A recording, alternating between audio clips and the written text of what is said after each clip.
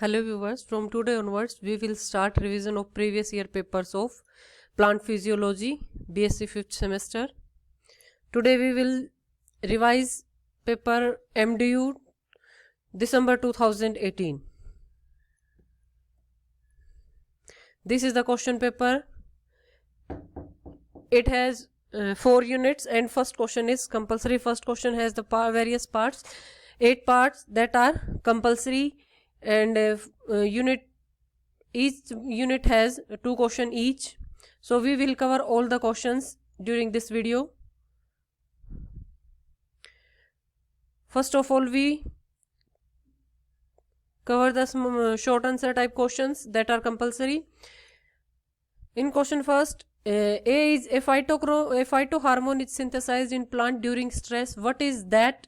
List its major function in plants. Phytohormone that synthesized during stress is abscisic acid. So phytohormone that synthesized in plant during stress is abscisic acid. और abscisic acid का role किस में है? Main role जो है abscission में भी है and opening and closing of the stomata. It causes the partial closure of stomata under drought or act as an anti-transparent. So that's why it is also known as stress hormone. Our second question is name any 2 artificially synthesized oxygen. So these are the names of artificially synthesized oxygen: indole 3-butyric acid IBA, indole 3-propanoic acid, indole pyruvic acid, NNA alpha naphthalene acetic acid, 2,4-D जो कि ban हो चुका है, पहले as a weedicide इसको बहुत use करते थे, that is dichlorophenoxy acid. Now comes to the third question, name any phytohormone which promotes maleness in plants. Various phytohormones है like auxin, cytokinin, gibberellin, ethylene, abscisic acid. तो ये सारे के सारे फाइटोहार्मोन्स हैं, बट इनमें से जो ज्यादातर हार्मोन्स हैं जैसे ऑक्सिन्स हैं या फिर इथाइलिन्स हैं, ये फीमेलनेस को प्रमोट करते हैं प्लांट्स में. मींस प्लांट पे जो फीमेल फ्लावर्स हैं उनकी प्रमोशन ज्यादा होगी. But there is only one hormone that promotes the maleness in plant, that is gibberellic acid out of these 3 or 4 hormones. So answer is gibberellic acid. Name the monovalent cation involved in opening and closing of stomata. We check the question. Monovalent means उसके ऊपर single charge होना चाहिए. That should be cation. Cation means जो positively charge होगा. तो इसमें दोनों involve है, K+ भी है और Cl भी है, बट मोनोवेलेंट केटायन क्या होगा इसमें? क्योंकि इन्होंने केटायन पूछा है तो आवर आंसर इज K+ और potassium ion. Comes to the 5th short question answer. What are phytochromes? Name 2 different forms of them. Phytochromes क्या है? Phytochrome is a blue-green photoreceptor which is made up of 2 identical protein molecules. Dimers होता है ये, जिसके अंदर 2 units होती हैं protein molecules की, और जो हर एक यूनिट है that is conjugated to a light absorbing molecule और a chromophore. Phytochrome exist in the 2 form, PR form जो कि रेड लाइट को एब्जॉर्ब करती है एंड PFR फॉर्म जो कि फार रेड लाइट को एब्जॉर्ब करती है. Now comes to the next question. What do you mean by apoplast and symplast? आपने वाटर के एब्जॉर्प्शन में पढ़ा होगा apoplast pathway and symplast pathway. तो apoplast pathway are the non protoplasmic component of the plant including cell wall और intercellular spaces. Means जो water की movement होती है जब वो विदाउट जो नॉन प्रोटोप्लाज्मिक कंपोनेंट है जो कि जैसे सेल वॉल है या इंटरसेलुलर स्पेसीज है, that is apoplast pathway. Symplast refers to the continuous arrangement of protoplast, की जो प्रोटोप्लास्ट है उसकी कंटिन्यूटी रहती है. This is a protoplasmic pathway. वो कैसे होता है? जो प्रोटोप्लाज्म है वो प्लांट्स का एक सेल से दूसरी सेल में कनेक्ट होता है through the plasmodesmata. So symplast refer to the continuous arrangement of protoplast of a plant interconnected by plasmodesmata. Next question is what is the role of photophosphorylation in Calvin cycle. Calvin cycle में आपने देखा होगा photophosphorylation होता है. Phosphorylation क्या है? कि जो ATP की सिंथेसिस होती है ATP से, and photophosphorylation in the presence of light. So in this process photosynthesis, in the process of photosynthesis phosphorylation of ATP यहाँ पे ATP नहीं होगा, दिस शुड बी ADP. जो ADP है उसका फॉस्फोराइलेशन होगा to form ATP, that is called photophosphorylation because it takes place in the presence of light. ATP is essential in the Calvin cycle to assist the synthesis of carbohydrates, क्योंकि जो carbohydrates की synthesis होगी तो वहां पे उसको energy चाहिए, और एनर्जी किसकी फॉर्म में मिलेगी? ATP की फॉर्म में. तो that's why this photophosphorylation is necessary for Calvin cycle. Next or last short answer question is, what is meant by vernalization? Who gave the concept? So vernalization is a process. Vernalization is defined as the acquisition or acceleration of the ability to flower by chilling treatments. Means किसी flower को हम उसके जो environment है उसके अलावा हम उसको फ्लावरिंग करना चाहते हैं नॉन एनवायरमेंटल कंडीशन में, तो उसके ड्यूरिंग हम क्या करेंगे? उसको चिलिंग ट्रीटमेंट देंगे. That is vernalisation. उससे क्या होगा कि जो फ्लावर है वो अपनी जो एक्विजिशन कर लेगा या कंपिटेंट हो जाएगा फ्लावरिंग के लिए. The concept was given by the Russian geneticist Trofim Denisovich Lysenko in 1928. So these all are the short answer question. Now comes to the long question. First, we cover the unit first. And first question of unit first is, describe the Leavitt theory to explain the mechanism of stomatal opening and closing.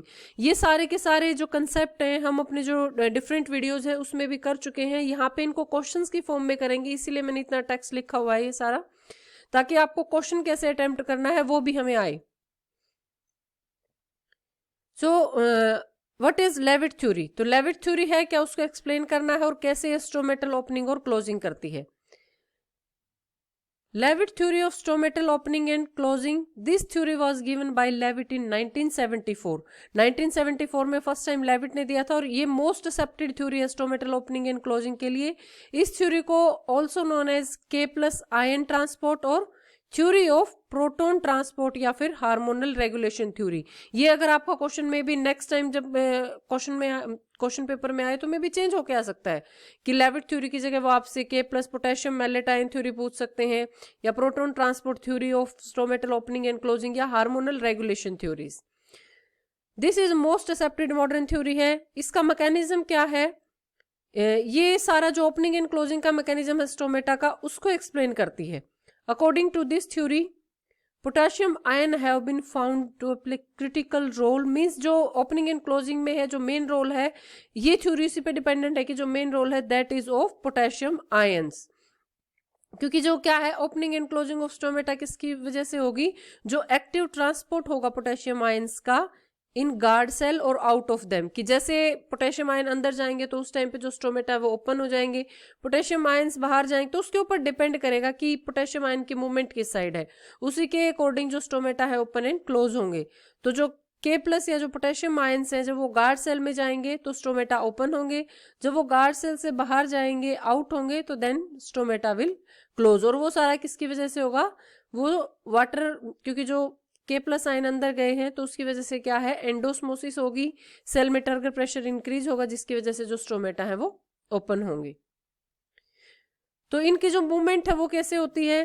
First step क्या होगा कि जो malic acid बनता है starch से जो malic acid बनेगा guard cells में, वो डिसोशिएट होता है इनटू केटायंस और एनायंस की फॉर्म में. यहाँ पे ये मैलिक एसिड है, मैलिक एसिड जो डिसोशिएट हो गया मैलेट आयंस और H+ आयंस में. अब ये H+ आयन और K+ आयन एक्सचेंज होते हैं स्टोमेटा के अंदर. तो जो ऑर्गेनिक एसिड है वो एक्सचेंज, ऑर्गेनिक एसिड प्रोवाइड किया हमें H+ आयन. H+ आयन किसके साथ एक्सचेंज हो जाएंगे? फिर पोटेशियम आयंस के साथ, ताकि जो चार्ज है वो बैलेंस हो सके. Malic acid is synthesized in illuminated guard cell which accompanies the influx of the potassium ion. Malic acid इसमें synthesize होता रहता है, जिसकी वजह से इसमें जो है जैसे ही लाइट उस पर गिरती है, illuminated with light होते हैं गार्ड सेल लाइट की प्रेजेंस में, तो उसकी वजह से क्या जो पोटेशियम आयंस है उनका इन्फ्लक्स होगा. सो ड्यूरिंग डे टाइम क्या प्रोसेस होगी? During day time light induce stomatal opening, light की वजह से जो स्टोमेटा है वो ओपन होंगे. Due to light malic acid production start. That malic acid dissociate into hydrogen and malic ions. After that exchange of K+ ion and H+ ion takes place. In that influx of K+, जो K+ ion है वो अंदर जाएंगे और जो H+ ions है वो बाहर आएंगे. उसके बाद transport of potassium malate into vacuoles, जो पोटेशियम मैलेट बनेगा क्योंकि K+ आयन गए हैं ना अंदर, तो जो मैलेट आयन से उसके साथ पोटेशियम बाइंड करेगा, तो पोटेशियम जो मैलेट बनेगा that will stored into the vacuoles. So उसके बाद जो ऑस्मोटिक एंट्रेंस होगा वाटर का गार्ड सेल में, क्योंकि बाहर की साइड अंदर की ऑस्मोसिस होता है क्या है, movement of solvent from low concentration high concentration to low concentration, means जिस साइड जो कंसेंट्रेशन ज्यादा होगी सोल्यूट्स की वहां पे इसकी मूवमेंट होगी। तो सोल्यूट की कंसेंट्रेशन कहाँ, गार्ड सेल में ज्यादा है, तो इस वजह से वहां पे वाटर की मूवमेंट गार्ड सेल की साइड होगी मेसोफिल सेल से।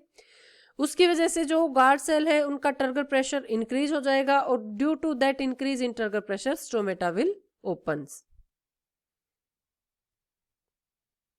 ड्यूरिंग द नाइट टाइम, अब क्लोजिंग कब होगी, नाइट टाइम। क्लोजिंग किसकी वजह से होती है, इसी वजह से इसको हार्मोनल रेगुलेशन थ्योरी भी बोलते हैं। इसमें एब्सिसिक एसिड जो हार्मोन है, ग्रोथ हार्मोन है, उसका सबसे बड़ा रोल है। Closing of this is an abscisic acid जो कि इनहिबिटर है, that involves in the closing of the stomata, और वो किसकी प्रेजेंस में काम करेगा, CO2 की प्रेजेंस में।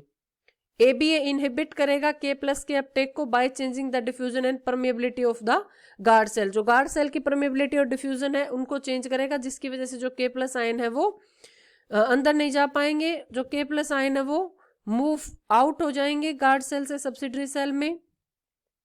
उसकी वजह से जो ABA है results in the lowering of the pH of the guard cell and induce the process of acidification. At low pH, starch is synthesized. So thus osmotic pressure, starch बन रहा है तो thus osmotic pressure of guard cell lowers हो जाएगा and water moves out of the guard cell to the subsidiary cell। जो water की है exosmosis की प्रोसेस हो गई है, तो उसकी वजह से क्या है, फिर टर्गर प्रेशर डिक्रीज हो गया। टर्गर प्रेशर डिक्रीज हो गया तो जो गार्ड सेल है that will become flaccid and stomatal pore will then closed. So these are the diagrammatic representation of this during the day and during the night. During the day, CO2 concentration decrease, उसकी वजह से क्या होगा, CO2 concentration decrease होने की वजह से जो मैलिक एसिड है वो फॉर्म होगा गार्ड सेल्स में। उसके बाद मैलिक एसिड ब्रेक डाउन होगा मैलेट्स आयन और H+ आयन में।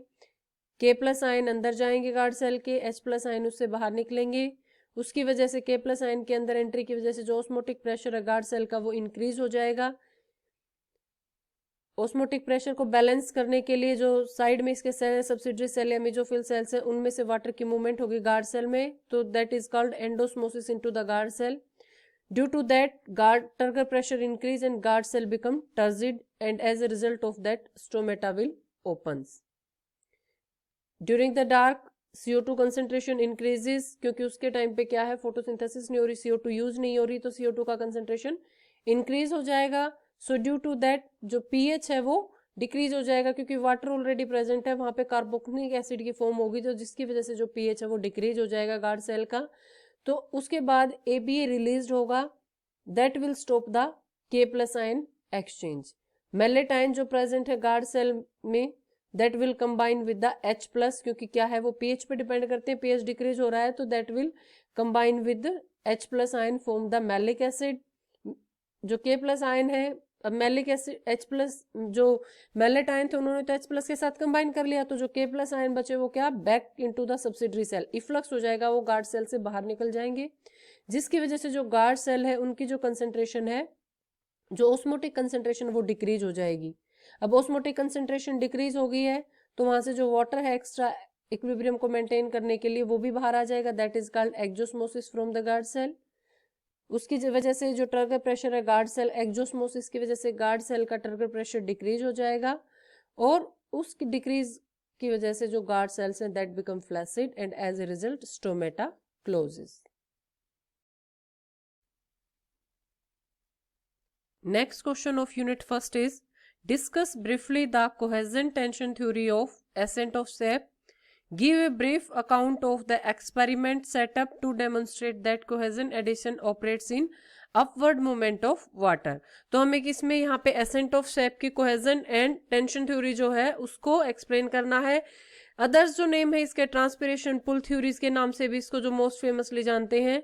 तो ये थ्योरी जो है फर्स्ट तो हमें बताना पड़ेगा इसमें कि फर्स्ट ऑफ ऑल आप बताओगे कि what is ascent of sap. Ascent of sap है क्या, तो क्या है ascent of sap? The water and soluble mineral salt absorbed by roots reach to the leaves through the roots, stem and branches of the plant. तो ये जो phenomenon है कि जो वाटर है अगेंस्ट द ग्रेविटेशन जो एब्जॉर्ब करता है जाइलम और उसके साथ साथ मिनरल साल्ट्स को भी एब्जॉर्ब करता है, that is called ascent of sap. तो एसेंट ऑफ सेप क्या हो गया कि जो भी वाटर या जो सोल्यूबल मिनरल साल्ट्स हैं प्लांट्स उनको एब्जॉर्ब कर रहा है और एब्जॉर्ब किसके थ्रू करता है? जाइलम के through against the gravitational force through the vessels of xylem and tracheids is called ascent of sap. This theory was originally proposed by Dickson and Joly in 1894, further supported by the Renner, Curtis and so many other physiologists. This is also known as the transpirational pull theory. इसका जो most famous नाम है that is transpirational pull theory. तो जो most support था इस theory, it is the most supported theory अभी तक जो है, ये थ्योरी सबसे ज्यादा सपोर्टेड है, इसकी सबसे ज्यादा एक्सेप्टेड थ्योरी है एसेंट ऑफ सेप की. This theory is based upon the 3 features. First तो क्या है? फर्स्ट जो फीचर है जो कि नाम से ही है, इसमें नाम क्या है? Cohesion and tension theory. तो जो कोहेजन है वो फोर्सेस होते हैं बिटवीन द वाटर मॉलिक्यूल्स. जो वाटर मॉलिक्यूल एक दूसरे के साथ कंबाइंड होते हैं वो क्या है? कोहेसिव फोर्सेस होते हैं बिटवीन 2 वाटर मॉलिक्यूल्स. सेकंड क्या है जो कि टर्म है इसमें? टेंशन. तो दैट इज द जो कंटिन्यूटी ऑफ वाटर कॉलम है इन प्लांट में, जो वो किसकी वजह से बनती है? ये कंटिन्यूटी जो किसकी वजह से बनती है? वो एडिशन फोर्सेस की वजह से बनती है between the xylem walls and the water. Third है tension on the water column, कि जो ये नाम दिया है ना इसने, कोहेजन एंड एडिशन भी देते हैं इसको, कोहेजन एंड टेंशन थ्योरी भी बोल सकते हैं. तो टेंशन किस वजह से? जो ट्रांसपिरेशन हो रहा है, ट्रांसपिरेशन पुल है, उसको वो खींच रहा है पानी को ऊपर, जो ट्रांसपिरेशन है उसकी वजह से वो उसमें एक टेंशन क्रिएट कर देता है जिसकी वजह से जो वाटर कॉलम है वो मेंटेन होता है. That's why this theory is also named as transpiration pull theory, cohesion tension theory और cohesion adhesion theory. So this above system include, जो भी ये सिस्टम है इसमें किसकी होगा? किससे? ये accent of shape xylem element से होगा. और जो जाइलम एलिमेंट्स है इन तीनों कंडीशन को स्पेसिफाई करते हैं, क्योंकि उसके अंदर कोहेसिव फोर्सेस भी बनते हैं, एडेसिव फोर्सेस भी बनते हैं, क्योंकि जो डायमीटर होता है वेसल्स का और ट्रैकेट्स का वो बहुत कम होता है. टेंशंस भी क्रिएट होती है क्योंकि वो क्या है? ट्रांसपिरेशन जो है वो एक फोर्स क्रिएट करती है वाटर कॉलम में. So that's this due to these features this theory is most accepted. Main points of theory are: water forms a continuous column from the root to the leaf through the xylem ducts. की जो column है वो continuous column है, उसमें air bubbles वगैरह की formation नहीं होगी. Loss of water from mesophyll cells of leaf due to transpiration. की जो प्रोसेस है वो होगा कैसे? कि पहले क्या है? जो ट्रांसपिरेशन होगा, ट्रांसपिरेशन की वजह से क्या?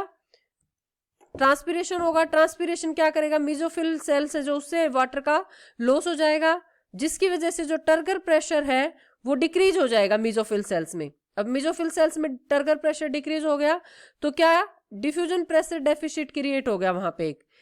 उसकी वजह से क्या है? एज ए जो इंक्रीज हो रहा है डिफ्यूजन प्रेशर डेफिसिट, वो डिफ्यूजन प्रेशर डेफिसिट क्या होगा कि यहाँ पे जो डिफ्यूजन प्रेशर है और जो दूसरी जिसमें जाइलम से इसमें आना है, जाइलम वेसल्स में जो डिफ्यूजन प्रेशर है उनके बीच में एक डिफरेंस क्रिएट हो गया. और जैसे जैसे ये डिफरेंस बढ़ता जाएगा वैसे वैसे ही जो वाटर का कॉलम है वो बन जाएगा. तो जैसे ही डीपीडी इंक्रीज होगा तो ये वाटर जो मेसोफिल सेल है वो वाटर को एब्जॉर्ब करेंगी किससे?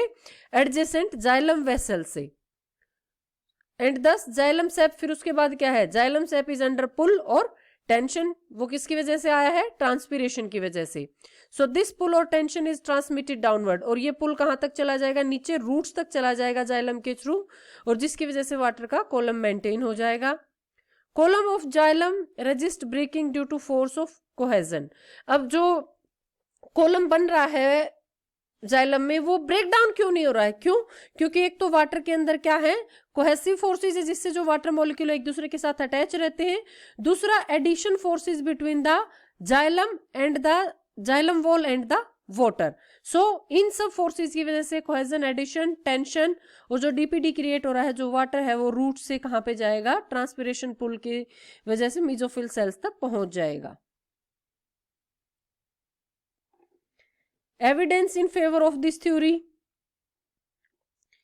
कि कौन से एविडेंसेस हैं जो इसको प्रमोट करते हैं इस थ्योरी को। जो ऑस्मोटिक प्रेशर है मेसोफिल सेल्स का, that is to be found 20 atmosphere, जो कि सफिशिएंट है वाटर को जाइलम वेसल से एब्जॉर्ब करने के लिए।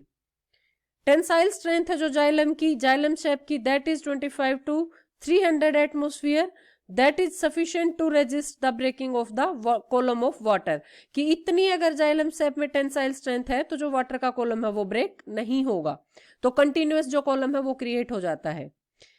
थर्ड है जो dendrographic studies also support this theory because plant with high transpiration diameter of vessels is found to be less, कि जितना उसका ट्रांसपिरेशन रेट हाई है उनके अंदर अगर हमने एनाटॉमिकल स्टडीज की हैं तो उनकी जो जाइलम वेसल्स हैं उनका जो डायमीटर है वो कम है उसके अंदर as compare to the plant with low transpiration. So this theory also get support from the porous support जो एक्सपेरिमेंट है उससे भी इसको सपोर्ट मिला है। So this all favour this theory ascent of sap, cohesion and adhesion theory of ascent of sap. But it is not completely accepted because there are various objections also. There are instances of air bubble in xylem duct which may break continuity of the column, कि जो xylem duct है उसके अंदर air bubbles बन सकते हैं जिसकी वजह से जो continuity है वो break हो सकती है। This theory is considered as direct to be more efficient than vessels, कि ये जो theory है ये किसको consider कर रही है कि जो tracheids हैं वो vessels की बजाय more efficient है एसेंट ऑफ सैप के लिए, बट जो एंजियोस्पर्म्स है उन्होंने तो किसको चूज किया है, वेसल्स को चूज किया इस पर्पस के लिए, ना कि ट्रैकिड्स को। Although there is no fully accepted theory of ascent of sap, कि एसेंट ऑफ सैप की अभी तक कोई भी थ्योरी फुल्ली एक्सेप्टेड नहीं है, बट अभी तक ये सबसे ज्यादा एक्सेप्टेड है। ट्रांसपिरेशन पुल थ्योरी ऑफ जो डिक्सन एंड जो लिखी, that is best explanation for accent of SAP. Question का सेकंड पार्ट था हमारा कि एक एक्सपेरिमेंट हमें डिजाइन करना है जो शो करेगा that explain the cohesion and tension theory. तो दिस इज द एक्सपेरिमेंट। इसमें क्या करेंगे, हम एक यंग ट्रांसपेरेंट ट्विग लेंगे, उसको सेट करेंगे एक ग्लास ट्यूब में, इस टाइप से जो ग्लास ट्यूब वाटर से फिल होगी, और जो लोअर एंड होगा इसको हम एक बीकर में रखेंगे जिसके अंदर मरकरी भरा होगा। तो हम कुछ टाइम के बाद क्या देखेंगे, जैसे जैसे ट्रांसपिरेशन होगी, यहाँ पे ट्रांसपिरेशन होगी तो जो ये मरकरी का लेवल है ये राइज हो जाएगा। तो ये क्या शो कर रहा है, वो राइज किसकी वजह से हुआ, इट मीन्स क्या है, कोई ना कोई प्रेशर क्रिएट हो रहा है, उसी की वजह जो पुल है, वो जो फोर्स है वो उसको खींच रहा है ऊपर की साइड। तो ये इसकी बेस्ट एक्सप्लेनेशन है this experiment cohesion and tension theory.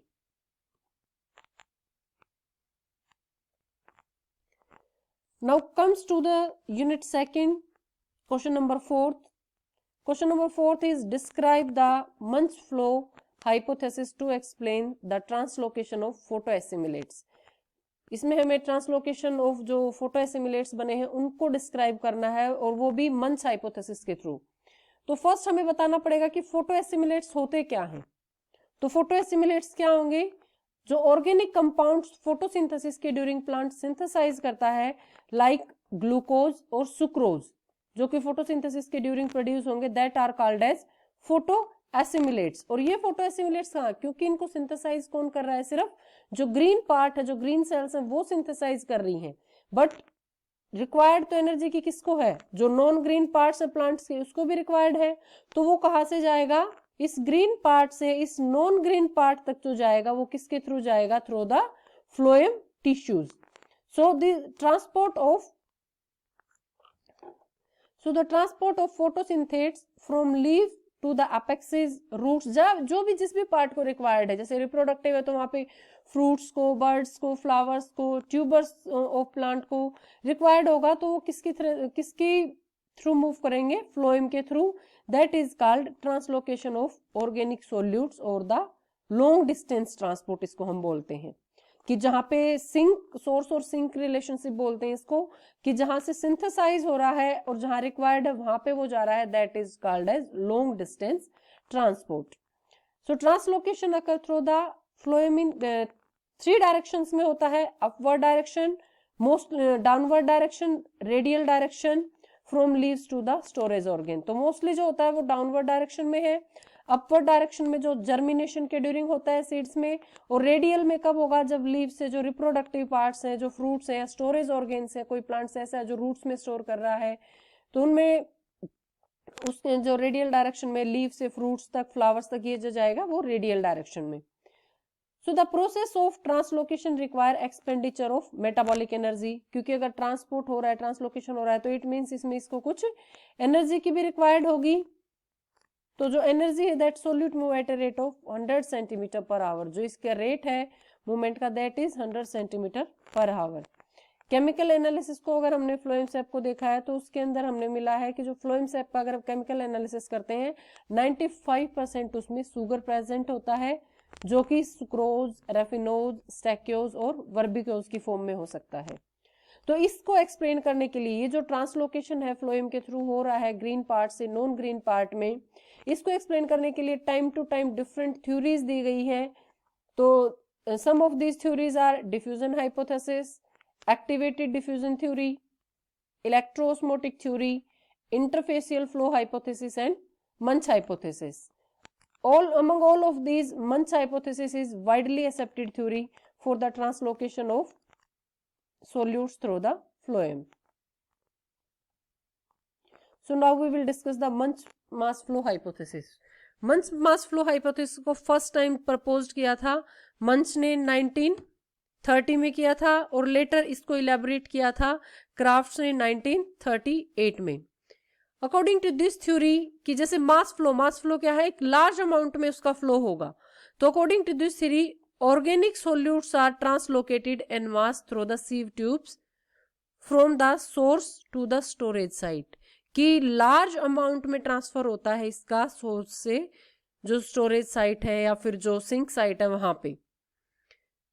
Mesophyll cells synthesis, अब इसके जो प्रोसेस है मास फ्लो हाइपोथेसिस को ये एक्सप्लेन किया हुआ है। फर्स्ट क्या होंगे, जो मेसोफिल सेल्स होंगे that synthesise the sugars during photosynthesis. अब शुगर का सिंथेसिस हो गया तो ये जो सुगर्स है वो सेल सेप में डिसॉल्व हो जाएंगे। उसकी वजह से क्या है, इन शुगर के डिसॉल्व होने की वजह से वहां जो ऑस्मोटिक कंसंट्रेशन है वो इंक्रीज हो जाएगी और एक डीपीडी इंक्रीज हो जाएगा, डिफ्यूजन प्रेशर जो डेफिसिट है मेसोफिल सेल का वो इंक्रीज हो जाएगा, जिसकी वजह से मेसोफिल सेल्स में वाटर एंटर करेगा from the xylem. Water enter करने की वजह से क्या होगा, जो टर्गर प्रेशर है that will increase, turgor pressure या जो प्रेशर पोटेंशियल है मेसोफिल सेल्स का वो इंक्रीज हो जाएगा। Sugar dissolved in water move to the mesophyll cell into the symplast system of the sieve tube. तो जो सुगर यहाँ पे, अब क्योंकि क्या है, जब किसी भी चीज में प्रेशर इंक्रीज हो जाता है तो उसकी मूवमेंट भी होगी वहां से। तो जैसे ही जो टर्गर प्रेशर है, क्यों जितना प्रेशर जो सोल्यूट्स हैं वो वाल पे लगा रहे हैं उतना ही प्रेशर, जैसे ये है, ये हमारी सेल है और ये इसके अंदर लिक्विड है, ये इसके ऊपर प्रेशर लगाएगा तो उतना ही प्रेशर क्या है, वाल भी इसकी साइड लगाएगी अपोजिट। उसकी वजह से क्या है, जो यहाँ पे जो लिक्विड होगा वो क्या बाहर की साइड मूव करेगा। तो इसमें भी इसी टाइप का होगा। तो जैसे ही सेल का जो प्रेशर है वो इंक्रीज होता है,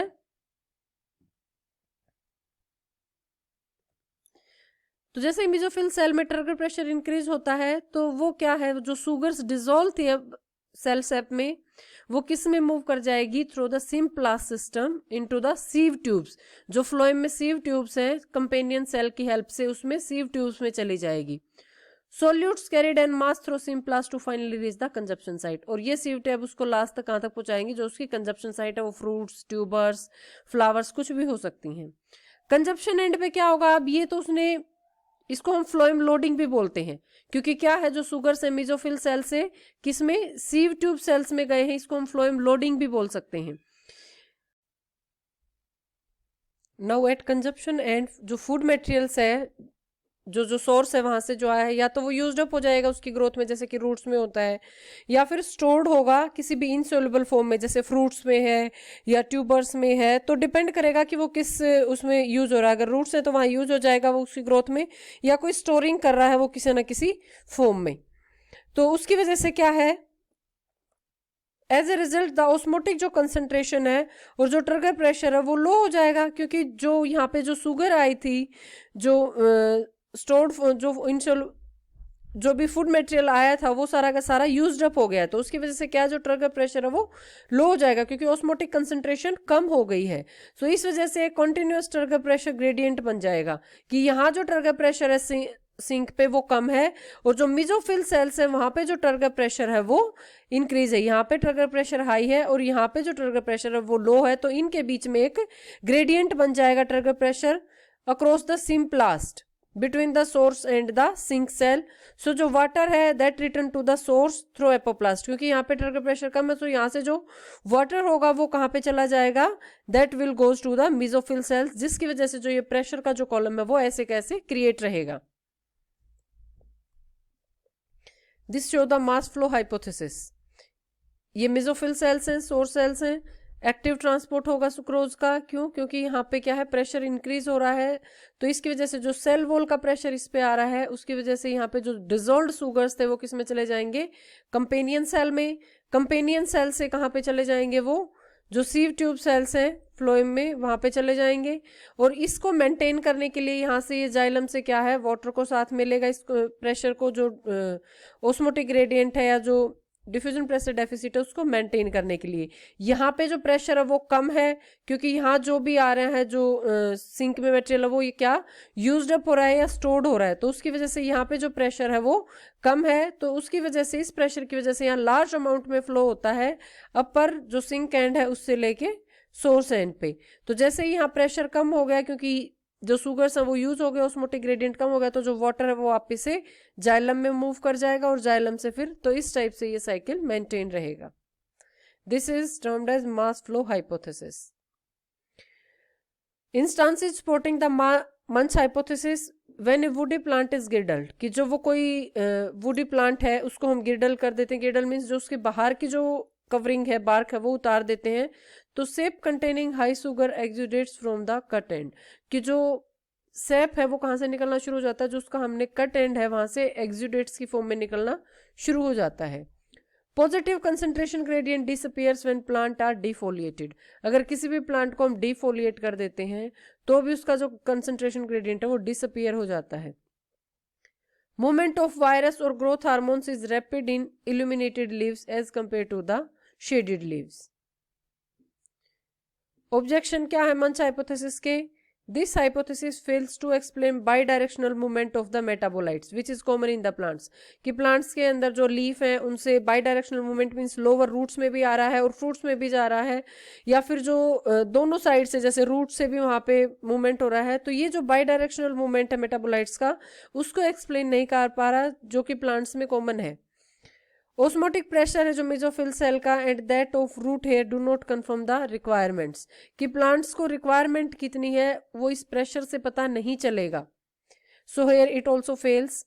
Munch hypothesis give a passive role to the sieve tube elements and the protoplasm, ये सिर्फ पैसिव डिफ्यूजन को एक्सप्लेन कर रहा है और पैसिव डिफ्यूजन मास फ्लो को या इतने लार्ज अमाउंट में फ्लो को एक्सप्लेन नहीं कर पा रहा। So comes to our fifth question. What do you mean by photorespiration? Describe it in detail. Why it is called necessary evil? Photorespiration. Photorespiration क्या है? Photorespiration एक wasteful process है that compete with the Kelvin cycle. क्योंकि it begins when Rubisco acts on oxygen. क्योंकि जो Kelvin cycle है उसमें एक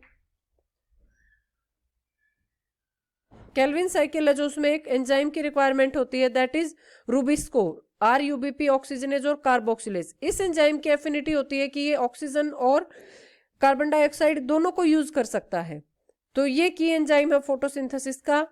सो in the process of carbon fixation जब केल्विन साइकिल होती है तो जो रूबिस्को वो किसके साथ कार्बन डाइऑक्साइड के साथ इनकॉर्पोरेट करता है and form an organic molecule during the first stage of Calvin cycle.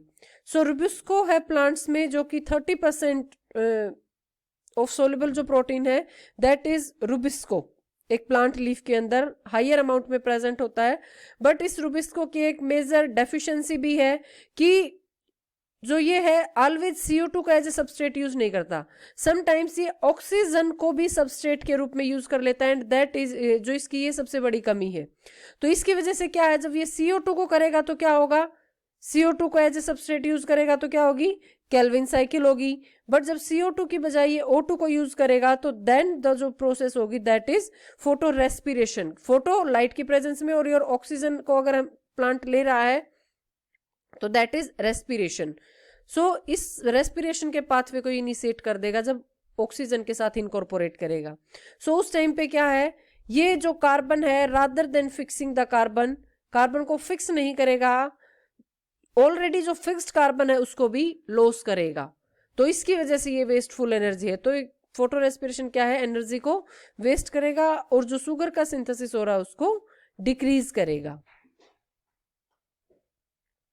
ये यहाँ पे शो किया हुआ है, जो रुबिस्को है वो CO2 के साथ भी कंबाइन कर सकता है और O2 के साथ भी।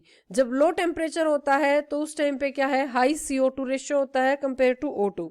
तो ये केल्विन साइकिल में फॉर्म करेगा CO2 के साथ इनकॉर्पोरेट करके। बट जैसे ही टेम्परेचर हाई होता है, क्योंकि फोटो रेस्पिरेशन की प्रोसेस कब होती है, जब टेम्परेचर इंक्रीज हो जाता है, तो उस टाइम पे ये इसकी जो एफिशिएंसी है CO2 की कंसेंट्रेशन कंपैरेटिवली कम हो जाती है, क्योंकि हाई टेम्परेचर पे वो कम सोल्यूबल है, O2 की बढ़ जाती है।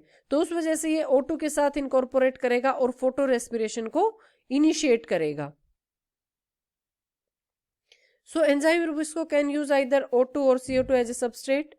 Rubisco adds whichever molecule it binds to a 5 carbon compound. हमेशा कभी किसके साथ ऐड करेगा ये, चाहे O2 के साथ हो चाहे CO2 के साथ, RUBP जो 5 कार्बन कंपाउंड उसके साथ करेगा। जब रिएक्शन में CO2 यूज करेगा तो ये प्रोडक्शन ऑफ शुगर को करेगा थ्रू द केल्विन साइकिल। जब O2 को यूज करेगा तो first step of photorespiration pathway use हो जाएगा and that waste energy and undoes the work of Calvin cycle. जो केल्विन साइकिल में यूज हो रही थी उसको अपने यहाँ पे यूज करेगा और वेस्ट करेगा उसको। तो वह ये प्रोसेस होती कब है, और when plant has its stomata और लीफ पोर ओपन्स, जब प्लांट ने अपने स्टोमेटा को ओपन किया है तो जो CO2 है that will diffuses in and O2 और जो वाटर वेपर्स है वो बाहर चले जाएंगे। तो फोटो रेस्पिरेशन मिनिमाइज होता है। जबकि जब प्लांट अपने स्टोमेटा को क्लोज कर लेता है, और ये कब होता है, जब हाई टेम्परेचर होता है ना, तो हाई टेम्परेचर की वजह से प्लांट क्या है, जो उसके स्टोमेटा होते हैं जब ट्रांसपिरेशन को ब्लॉक करने के लिए वो अपने स्टोमेटा को क्लोज कर लेता है। अब स्टोमेटा क्लोज हो गए तो जो ऑक्सीजन है वो बाहर नहीं जा पाएगी, तो प्लांट के अंदर जो सेल्स हैं वहां पे ऑक्सीजन की कंसंट्रेशन क्या है, बढ़ गई है। अब ऑक्सीजन की कंसंट्रेशन बढ़ गई है तो उस टाइम पे क्या है, जो RUBP है वो ऑक्सीजन के साथ में बाइंड करेगा। So in this condition photorespiration increases due to high ratio of O2 to CO2। Rubisco, हालांकि जो रुबिस्को की एफिनिटी है O2 के साथ कब बढ़ेगी, जब टेम्परेचर इंक्रीज होगा।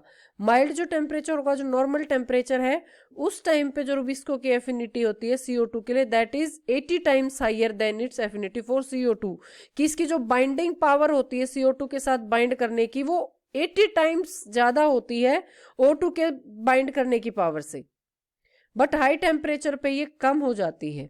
क्यों? क्योंकि ऑक्सीजन की कंसेंट्रेशन हाई टेम्परेचर पे बढ़ जाती है। सो कंक्लूजन हमने क्या निकाला कि hot dry condition tend to cause more photorespiration. कब? क्योंकि जब प्लांट्स के पास क्या होगा, कोई स्पेशल फीचर्स इस प्रॉब्लम को रिमूव करने का, जैसे कि C4 प्लांट्स के पास है, क्रेंज एनाटॉमी है, या फिर कैम प्लांट्स के पास है, तो ये सब क्या है, ये इस फोटो रेस्पिरेशन से उसको अवॉइड कर सकते हैं, जो कि C3 प्लांट में नहीं है। तो C3 प्लांट में फोटो रेस्पिरेशन का रेट सबसे हाई होता है। अब हमारा लास्ट जो पार्ट था क्वेश्चन का, that is why it is called a necessary evil.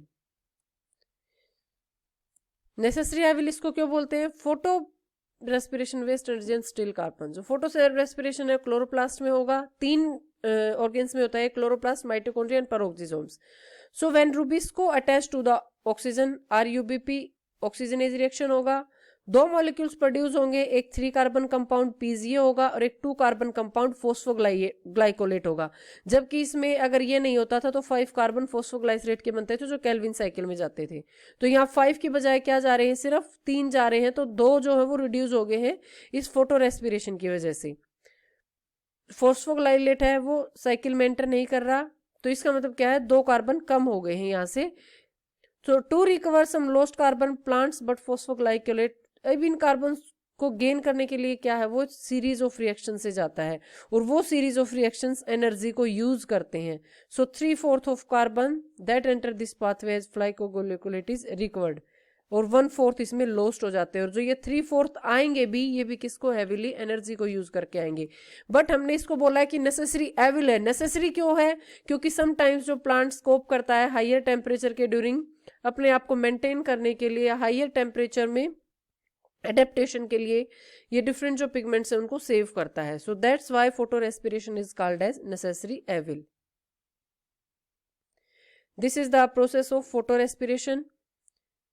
RUBP है, जब ऑक्सीजन के साथ बाइंड करेगा then it will form phosphoglycolate and 3 molecules of PGA. Phosphoglycolate converted undergo dephosphorylation and form glycolate. Glycolate diffuses into the peroxisome. Here it will get converted into glycooxylate plus में hydrogen peroxide. Glycooxylate by the transamination reaction get converted into one amino acid glycine. Glycine then move into the mitochondria. Glycine again get converted into another amino acid serine by decarboxylation reaction and dehydrogenation reaction. Serine then again goes to the peroxisome. So यहाँ पे जो एक carbon था वो यहाँ पे क्या है, लॉस हो गया है. यहाँ पे जो 1/4 कार्बन, अब 3/4 इसके थ्रू जाएंगे. Serine get converted into hydroxypyruvate. Dehydrogenation reaction takes place that will convert hydroxypyruvate into glycerate. Glycerate again diffuses into the chloroplast. In chloroplast, glycerate get converted into PGA by using ATP. So यहाँ पे क्या है, ATP then PGA goes into the Calvin cycle. तो यहाँ पे जो इसको 5 molecule मिलते थे CO2 की प्रेजेंस में, अगर CO2 से ये रिएक्ट करता है तो उस टाइम पे कैल्विन साइकिल को 5 PGA मॉलिक्यूल मिल रही हैं. बट अब यहाँ पे सिर्फ क्या है, 3 PGA मॉलिक्यूल डायरेक्ट मिले और 1 PGA मॉलिक्यूल यहाँ से आया है इसके पास. तो एक तो इसमें कार्बन लॉस हो गया है, दूसरा क्या, अगर ये इस रूट के थ्रू आया है तो इसमें एनर्जी को भी इसने यूज किया है. So due to this reason photorespiration is called as necessary evil. This is the pathway जो कि हमने अभी पहले एक्सप्लेन किया है. ये सारा उसी का स्टेप वाइज है कि how does the photo respiration pathway actually works. अब नेक्स्ट हमने जो डायग्राम दिखाया हुआ है, अब उसमें हमने क्या है, कंपेयर किया है फोटो रेस्पिरेशन को और कैल्विन साइकिल को. तो जो डायग्राम उसमें हम देखेंगे कि जो फोटो रेस्पिरेशन है और जो नॉर्मल कैल्विन साइकिल है उसका कंपैरिजन करेंगे. तो उसके अंदर क्या है, कितने कार्बन जो है वो फिक्स हो रहे हैं और कितने लॉस हो रहे हैं. व्हेन आइदर 6 CO2 और 6 O2 molecule captured by Rubisco. जो फोटो रेस्पिरेशन है that will result in loss of 3 fixed carbon atom. 3 carbon atom loss हो जाएंगे under this condition. While Calvin cycle में क्या है, 6 फिक्स्ड कार्बन एटम का gain होगा, जो यहाँ पे शो किया हुआ है.